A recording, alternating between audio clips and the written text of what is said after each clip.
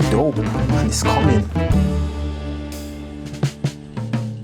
So someone recently asked me a question that really got me thinking. It was like, Clinton, what's your creative process? I was confused. I'm like, fuck is this guy talking about?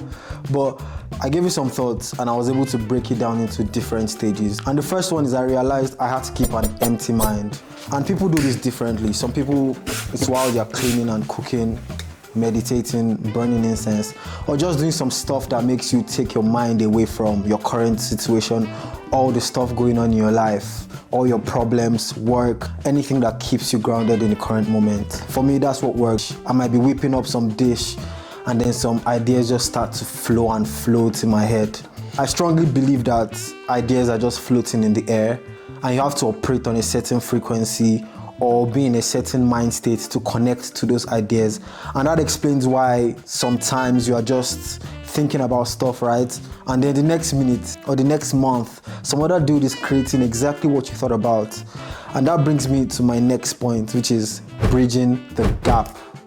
Now, from the point of inception, you have to start thinking of how to bring it to fruition and acting very quick. Bridging that time gap is very important, right? Because there's something called the law of diminishing intent. I can't even remember who I stole that from, but I stole it from someone. We call it the law of diminishing intent. We intend to when the idea strikes us. We intend to when the emotion is high. But now if you don't translate that into action fairly soon, now the intent starts to diminish. So you intend to do something, right? You want to do something, you plan on doing something, but as time goes by, your motivation to do that thing drops drastically, time after time after time. So it's very important to act fast and let go of our need to attain perfection. So my point is, when you hear that call, just go for it. Don't overthink it. Get out of your head. Just go for it straight up. And my third point is, allow it to take shape. A lot of times we keep clinging on to our initial ideas. We don't want to let it go. But the more you create or the more you dive into that creativity, the more you face obstacles, hindrances, and you navigate ways to overcome those stuff. And to me, that's what creativity is personally. I think that's what creativity is. Creating what you can with what you have, regardless of the obstacles. Let it go.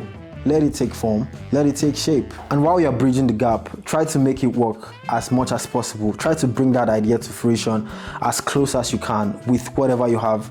Me, I was lucky enough or blessed enough to be able to get some gear to bring this video to life. You might have to just sacrifice some money, some outings, some trips, regardless of what stage of life you are in.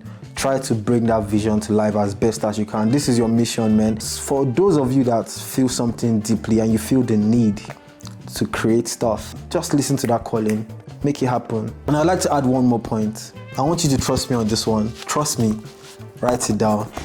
It's something I've neglected for years. I thought I could organize my brain, but there's a lot of things going on in this mind and it can be hard to organize your thoughts sometimes. Trust me, writing it down is very important.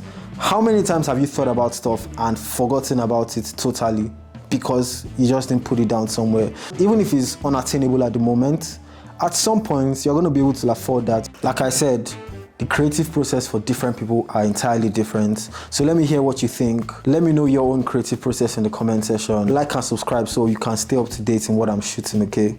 Like and subscribe. It's dope.